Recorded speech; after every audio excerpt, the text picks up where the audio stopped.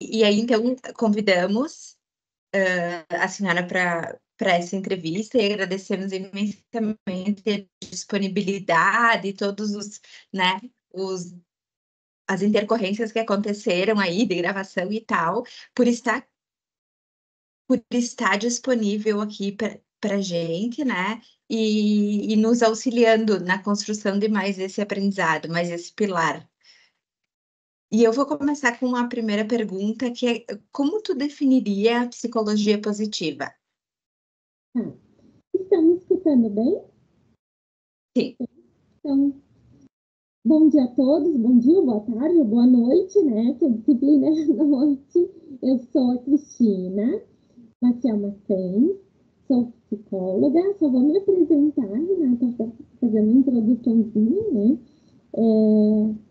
Tenho especialização em psicologia organizacional, em dinâmica de grupos, e a minha experiência profissional também é nessa área, né? Organizacional. E atualmente eu faço doutorado baseada na linha, no modelo da psicologia positiva, no grupo de psicologia positiva da UF, né? Meu orientador, está fazendo uma propaganda, é o Cláudio Ruth, que quem trouxe para o Brasil, né, a psicologia positiva e desenvolveu várias escalas e voltadas para a psicologia positiva.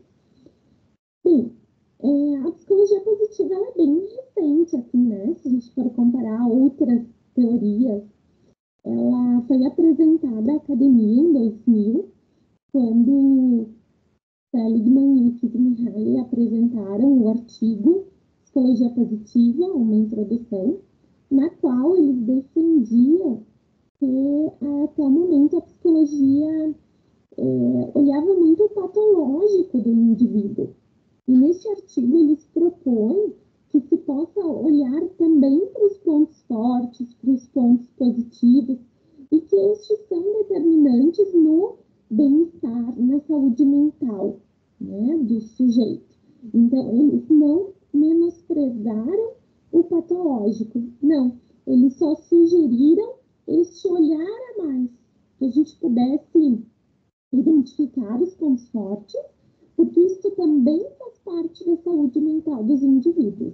Né? Então, de uma maneira geral, a psicologia busca olhar este lado, né? Identificar os pontos fortes e atuar em intervenções que façam com que as pessoas possam cada vez mais potencializar essas suas qualidades, que muitas vezes a gente nem olha para isso, né? A gente fica tão focado na nossa limitação, na nossa falha, né? E que é muito importante nós olharmos os pontos fortes.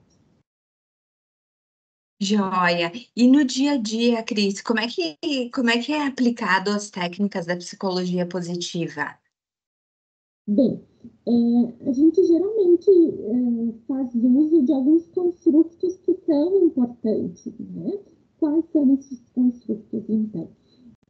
O bem-estar, então criar intervenções que proporcionem maior bem-estar, né, nas organizações, na qualidade de vida de uma maneira geral do trabalhador, né? Porque a gente não tem um botãozinho que desliga, né, o nosso lado profissional e o nosso lado pessoal, né? Nós somos um todo, né? Nós somos integrais.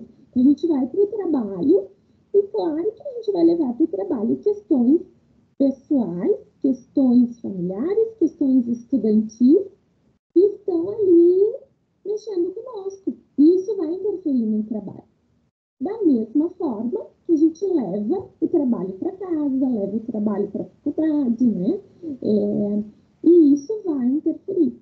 Então, no momento que a gente olha o indivíduo como um todo e realiza intervenções que possam desenvolvê-lo de uma maneira integral, que possam respeitá-lo de uma maneira integral, né? Então, é o que preconiza a psicologia positiva. Então, na prática, como funciona? Então, é a gente fazer, por exemplo, valorizar aspectos que talvez as organizações percebam como tão pequenos, mas que valem tanto para o trabalhador, que é valorizar o dia do seu aniversário. Ele está lá, né? Ele passa o dia lá na organização. Muitas vezes nós passamos mais tempo na organização durante a semana do que com a nossa família, por exemplo. Né? Reconhecer o tempo de casa que ele tem, fazer o dia de visita da família na organização, e isso os filhos adoram, né? Isso já cria um vínculo com os filhos, com a família, é um momento de se sentir orgulhoso do que faz, né? E então, palestras que venham a mostrar para esse trabalhador que ele precisa cuidar da sua saúde física, por exemplo, da sua alimentação, de momentos de lazer, incentivar momentos de lazer, né? Em contrapartida, aquela organização, por exemplo, que tem dificuldade com a questão de férias, né? Volta e meia a gente se depara com empresas que dizem, eu vou... A gente sabe que não é legal, pela lei não se pode dizer isso, mas a gente sabe que as empresas fazem. Olha, eu vou te dar 10 dias e eu compro, eu pago pelos 20 dias. Isso vai no sentido oposto da psicologia positiva. O trabalhador precisa parar, nós precisamos parar. Então, a organização precisa se organizar de tal maneira que ela dê estes dias para ele parar, né?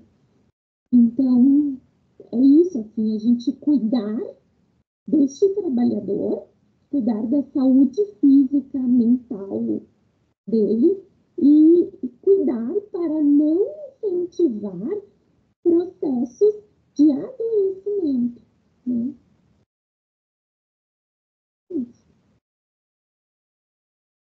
Prof, então a próxima pergunta é: há quanto tempo você trabalha com a psicologia positiva? E como é que foi a formação para isso? E como é que você conseguiu se inserir no mercado a partir da psicologia positiva? Bom, eu confesso para vocês que eu trabalhava com a psicologia positiva, trabalhava crendo nela sem conhecê-la a fundo. Então, eu sempre tive esse olhar e este cuidado de proteger a saúde mental do trabalhador, né? Sem saber que isto era fundamentado pela psicologia positiva. Eu me aproximei da psicologia positiva lá por 2017, 2018. Em 2020 foi o primeiro congresso que eu participei, e aí foi que eu realmente me identifiquei com essa área, porque eu tinha aquela ideia, por não estar tão próxima, aquela ideia de que a psicologia positiva só olha o lado bom, né? E aí, quando realmente eu fui conhecer a fundo, eu vi que não é isso, né? A gente tem essa ideia. E que bom que a Unifitec permite que haja disciplinas, né, voltadas para esse modelo. Né? Nós temos hoje, então, uma disciplina que é obrigatória, né, dentre as obrigatórias de psicologia positiva. E que bom, porque outras organizações não têm. Então, os alunos também crescem com essa distorção da psicologia positiva, né? E aí, então, eu comecei lá por 2018 a ler materiais, livros, artigos.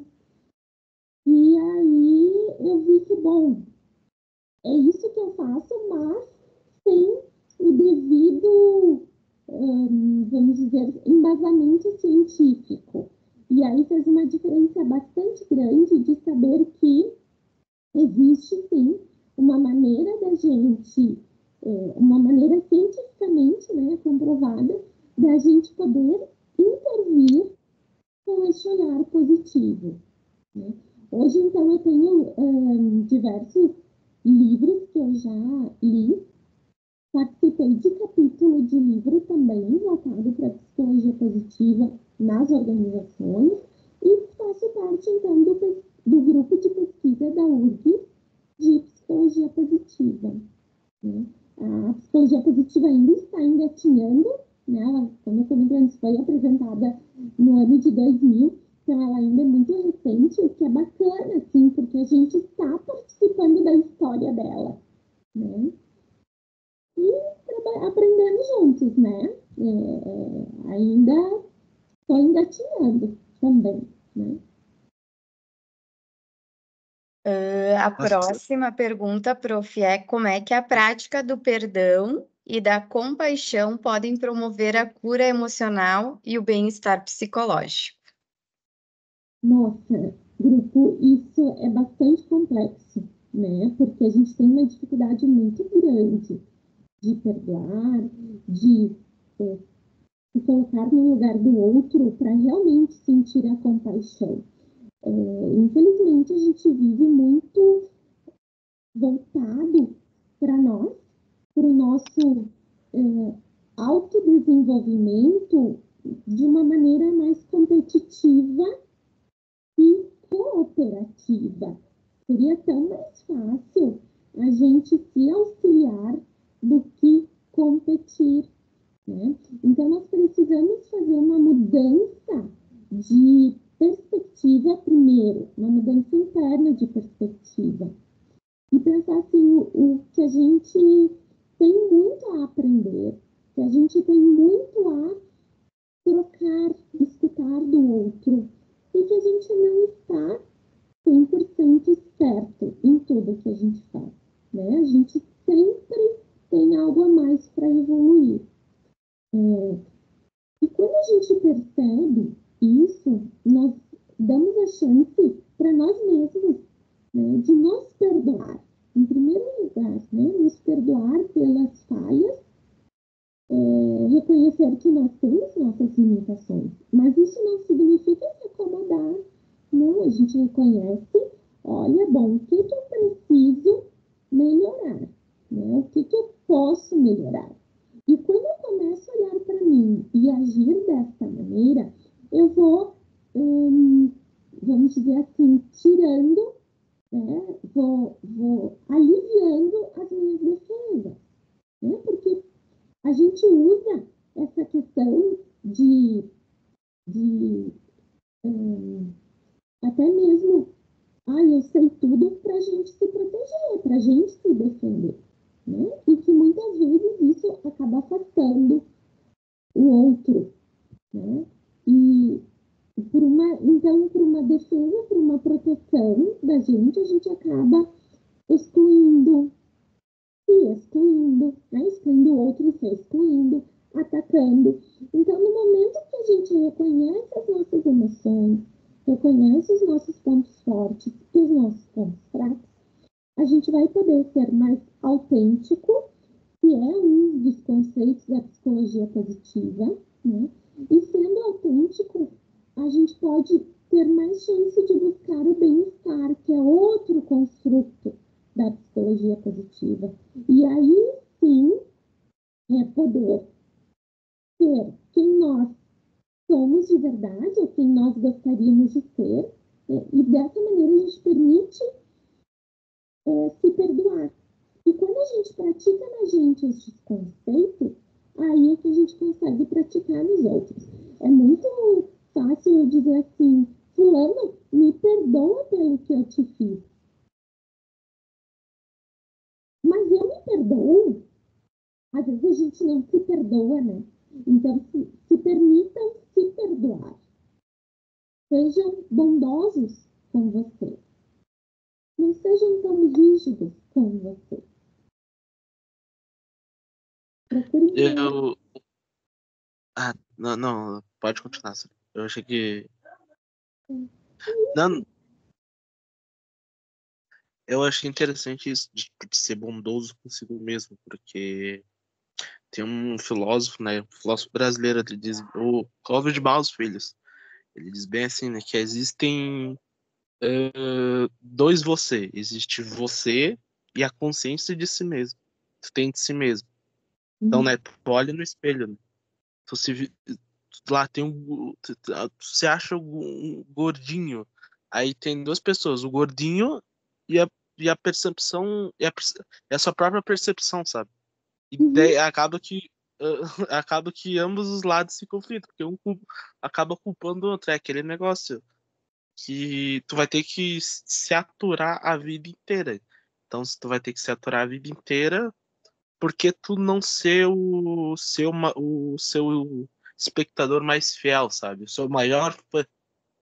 Perfeito, Jean, perfeito. E é o que a gente falava ontem, também da questão do Instagram, né, pessoal? O quanto assim a gente abre o Instagram e olha a vida perfeita, né? Eu até comentei, hoje é quinta, estamos fazendo a gravação numa quinta-feira. E quinta é dia de TBT nas redes sociais. E geralmente as pessoas colocam o que no TBT? Uma viagem, algo assim maravilhoso. Que muitas vezes desperta no outro sentimentos não tão adequados. Porque a gente só mostra algo muito grandioso, algo muito bom. Por que a gente não mostra um TBT de uma dificuldade que a gente passou, de uma frustração que a gente viveu? Por que a gente tem que mostrar só algo bom? A vida não é feita só de momentos bons. E tá tudo bem, e essa é a realidade.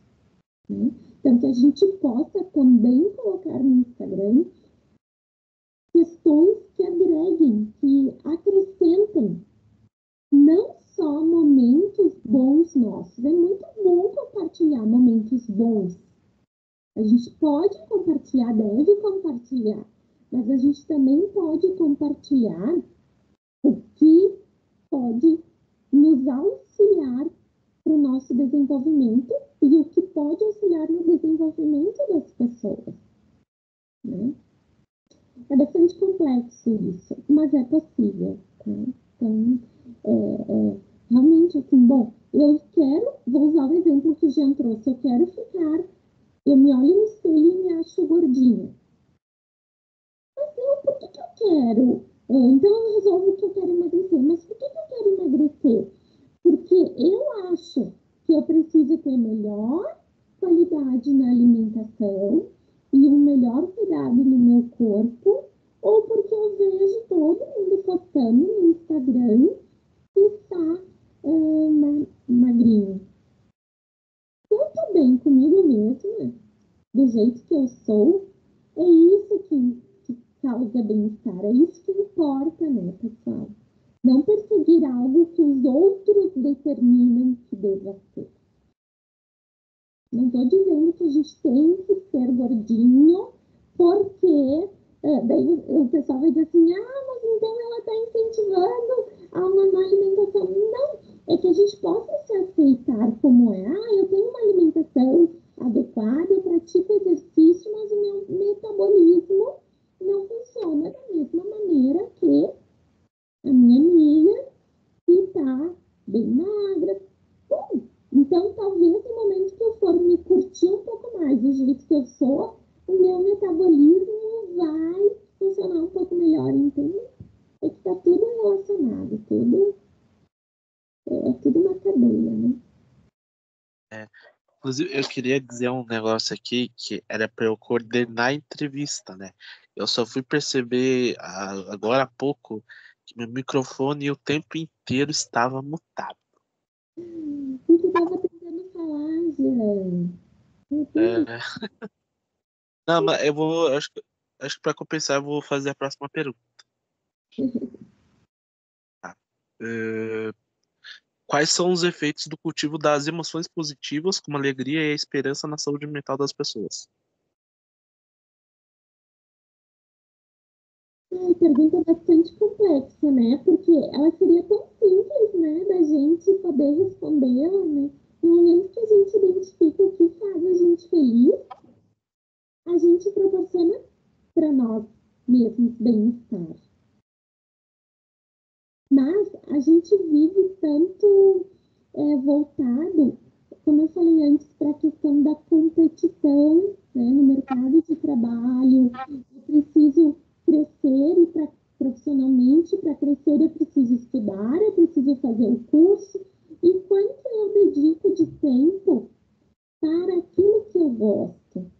Eu vou fazer isso quando eu me aposentar. Eu vou sentar embaixo de uma árvore quando eu me aposentar.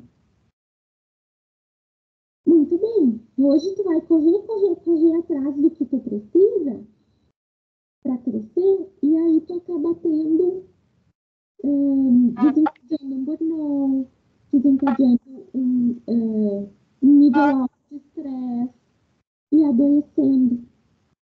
E quiçá não chega na aposentadoria para curtir essa árvore, ler o livro embaixo da árvore. Por que eu não posso, no domingo de manhã, no domingo de tarde, almoço, e por que eu não posso 10 minutos todos os dias fazer algo que eu gosto? Identificar, bom, eu gostaria de ir para a praia todos os dias, eu moro em Caxias. Isso não dá, tá bom? É um dado de realidade, mas o que eu posso fazer aqui todos os dias? Escutar uma música, dançar feito uma doidinha, olhar para o céu 10 minutos. Acredito que todos nós possamos.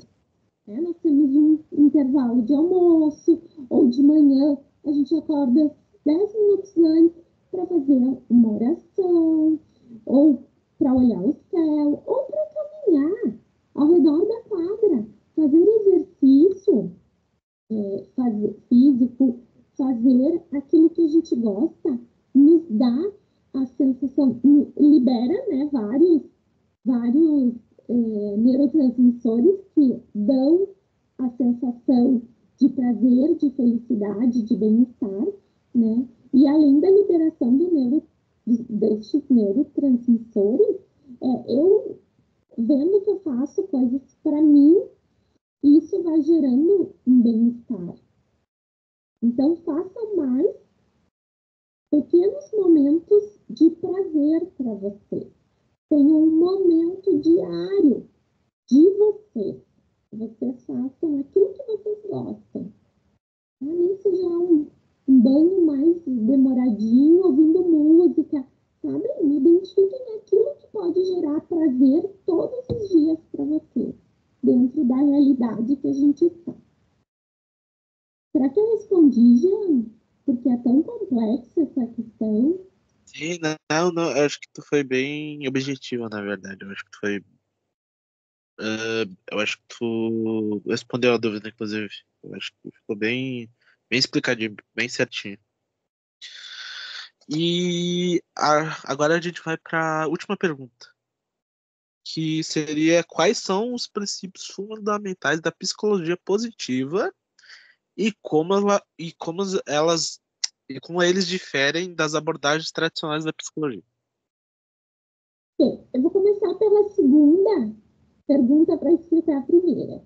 Quando o Seligman apresentou, né, então, aquele artigo da introdução à psicologia positiva, ele nos mostrou, assim, ele fez uma lista de várias abordagens anteriores que já traziam pinceladas, já traziam uma introdução à psicologia positiva, né? Então, todas aquelas teorias mais humanistas, né, elas mostravam o quanto o indivíduo precisa ser olhado de uma maneira integral,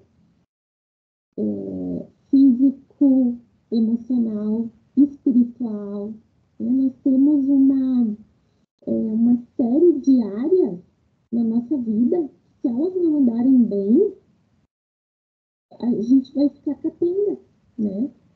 De que vale eu trabalhar e não cuidar da minha saúde física e, vamos supor, acabar investindo um monte em remédios ou acabar ficando adoecida nas férias porque eu não cuidei da minha saúde física. Ou deixar de lado o meu lado espiritual, né? A espiritualidade é um dos conceitos da psicologia positiva. A gente não entende aqui espiritualidade como religião, né? Não importa o nome da religião, não importa a religião, o que importa é eu identificar que eu creio em algo e praticar primeiro dentro de mim essa crença, né? E aí depois para fora, né? A saúde física, o espiritual, o lado profissional, o lado social, né? De eu conviver com os meus amigos. Eu não posso conviver todo dia como eu gostaria, mas eu posso mandar um oi pelo WhatsApp, eu posso fazer uma ligação de vídeo. No fim de semana eu posso tomar um café, né? Enfim, são várias áreas que se complementam para dar a sensação, para dar a percepção de bem-estar, que é o principal construto da psicologia, o bem-estar, né? Junto, então, com a espiritualidade, junto com a bondade. Nós temos os 5, vamos dizer assim, 5 pontos importantes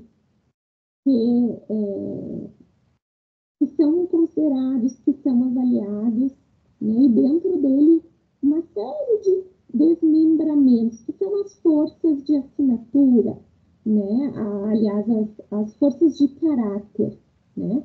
A transcendência, é eu me abrir para o novo, é eu sempre buscar o aprendizado, é a questão da espiritualidade, é a questão do perdão, como vocês trouxeram, da compaixão, da adaptabilidade às situações estressoras. Então, no momento que eu posso permitir acessar todos esses conceitos e proporcionar a mim isso, eu consigo proporcionar ter um mundo mais, viver em um ambiente mais equilibrado, né? A gente é muito exigente conosco, consequentemente a gente acaba sendo exigente com os nossos, né? Os nossos pares, os nossos filhos, os nossos pais, os nossos alunos, colegas, enfim. E muitas vezes, nessa exigência, a gente acaba se afastando da essência que a gente é. Então, que a gente possa, no processo psicoterápico, se reconhecer, se conhecer e reconhecer, se permitir buscar o bem-estar ou a felicidade, né? E hoje se fala muito mais em bem-estar do que felicidade, né? Que o bem-estar são momentos de felicidade, né?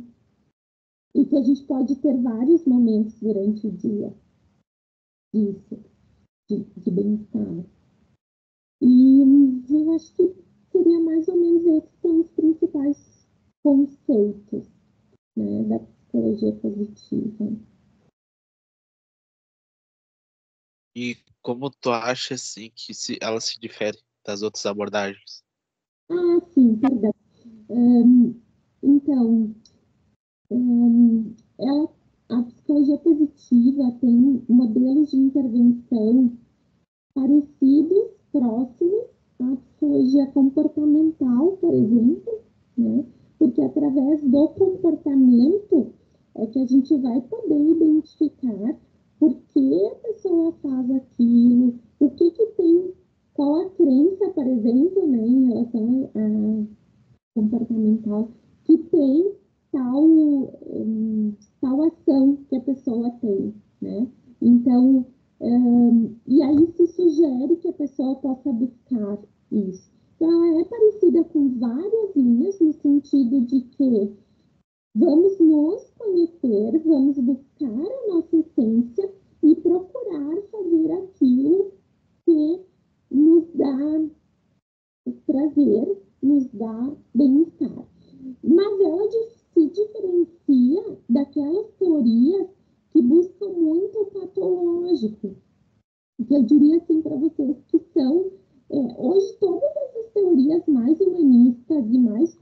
comportamentais, elas estão mais, é o que as pessoas têm buscado mais, né? E teorias mais voltadas para o patológico demoram, vamos dizer assim, mais um tempo maior. Não que elas não funcionem, elas funcionam muito bem, mas elas demoram um tempo maior que as pessoas hoje já não conseguem esperar. Eu acho. Resolução imediata. Então, nesse sentido, ela é próxima das linhas mais comportamentais, ela é mais focada. Eu acho interessante justamente isso nessa abordagem, porque eu tô no meu segundo ano do curso e eu vejo justamente isso nas abordagens, que a maioria, para não dizer todas, focam muito, né, no qual que é o problema daquela pessoa, que, o que ela, o que incomoda tanto ela, sabe? Uhum. E eu gostei da psicologia positiva porque justamente ela pensou de outra maneira, sabe? Ela foi além do que as outras, ela foi muito além do que as outras abordagens viram, né? Eu acho isso bem interessante, porque ontem aqui eu ainda estou no meu segundo ano, obviamente, mas eu não faço ideia do que tipo, eu vou me especializar, porque cada teoria elas explicam cada coisa detalhadamente bem, mas elas deixam de explicar outras coisas, mas que outras teorias exploram muito bem. E a psicologia positiva é uma delas. E, inclusive, que eu ia falar um negócio que chega agora. A Sora Carol, que é quem dá as aulas de psicologia positiva para nós, até diz, né, que tem algumas pessoas que usam app que não gostam muito do termo psicologia positiva, né? Por conta que, né, remete a esse positivismo que muitas vezes é algo tóxico, mas na verdade, eu não concordo. Eu acho que, na verdade, é um termo muito válido por conta que eu acho que não se refere a um positivismo, por assim dizer, mas sim que é uma abordagem que vai focar justamente nas qualidades positivas ao invés dos defeitos que as pessoas têm, sabe? Os Uhum. problemas que elas têm. Eu acho que esse termo cai muito bem, na verdade. É um termo perfeito, assim, para definir a abordagem. Prof, e tu sabe como eu tô na clínica também, né? No estágio da clínica. E Uhum. como tu resgatar as coisas que as pessoas têm no meio daquele monte de problema e de coisas que elas trazem, né? Parece que se resume só nisso. E quando tu consegue trazer pontuar algumas coisas que elas têm de positivo, o quanto já muda no semblante, o quanto dá motivação para, opa, não é só ruim, entendeu? Tem coisas boas aqui também, eu tenho coisas boas e ela tá vendo. Uhum. E eu acho que isso impulsiona para a mudança de comportamento, né? Perfeito. Nossa, eu fico tão satisfeita de escutar isso que vocês estão trazendo, assim, porque realmente não existe uma teoria, uma abordagem que dê conta de tudo. É bem como a gente falou. Uma dá conta de uma parte, mas que vai ficar faltando. E por isso que a outra teoria veio para complementar, né? Eu não estou dizendo que a gente vai usar uma miscelânea aqui, né? Vocês vão lá mais adiante, né? Diante do comentário, estou no segundo ano, ainda não sei o que vou utilizar, tem muito ainda para ver, né? E lá, muitas vezes, é lá no estágio que a gente realmente identifica qual a linha que eu me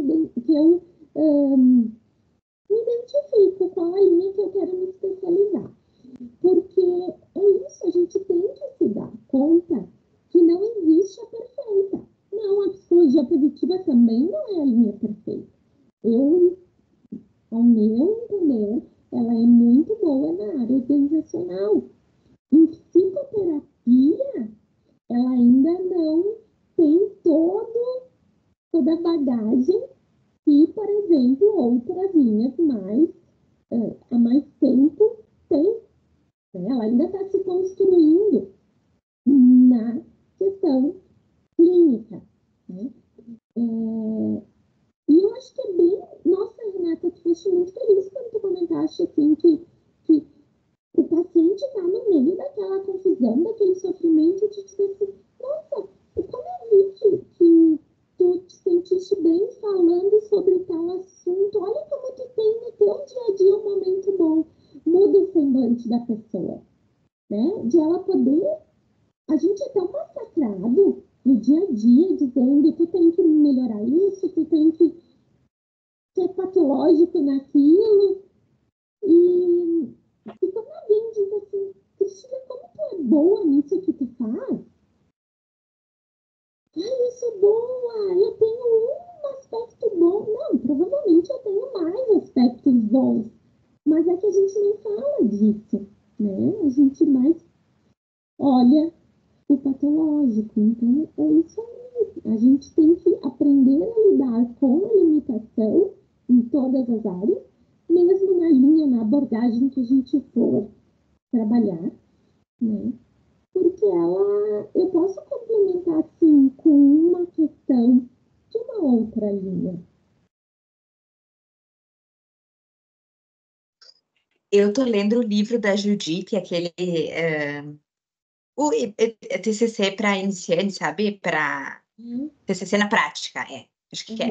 E ela fala isso, né? De resgatar isso nas pessoas, que tem que mostrar, né? Para as pessoas que tem coisa boa também. Então, vai de encontro com o que tu trouxeste até agora, né? E que uma prática complementa a outra, que faz parte também. Sim.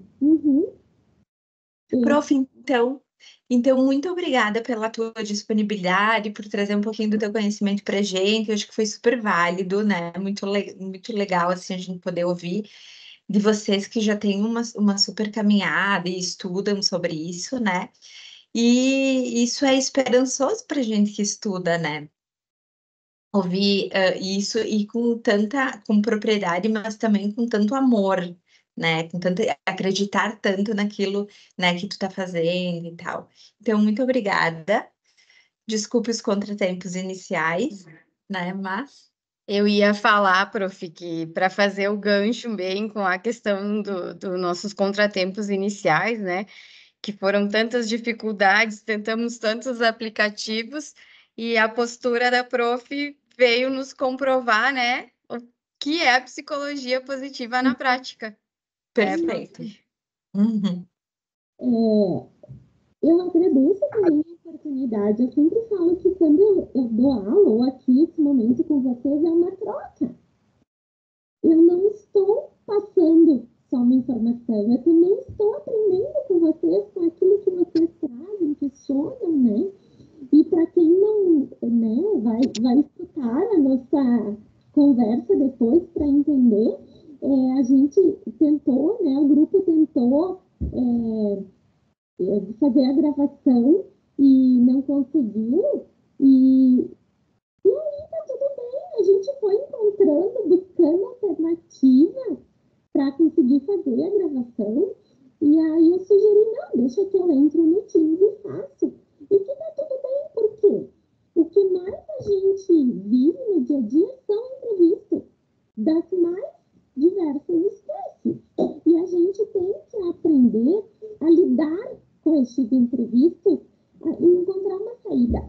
E não se sentir estressada, mobilizada diante dessa situação que a gente não esperava. Ninguém espera um momento estressante, um imprevisto, uma falha tecnológica, uma falha, seja do que for. Mas, bem, se a gente ficar falando da falha, falando do patológico, a gente não vai à frente. Então, o que a gente pensou, né? Como que a gente vai resolver isso? Que é isso que importa. Então, esse é o olhar da psicologia positiva. Então, nós vivemos aqui bem a prática da psicologia positiva. Não vamos ficar falando do problema, vamos achar uma solução, né? Mas vejam que para trabalhar dessa forma, a pessoa tem que aprender, tem que se desfazer das frustrações, né? Se é uma pessoa muito fechada, não vai tolerar isso. Né? Então, para trabalharmos com a psicologia positiva, temos que sair da caixinha, né? Então, é um prazer ter estado com vocês. Fico à disposição caso algo tenha ficado faltando, né?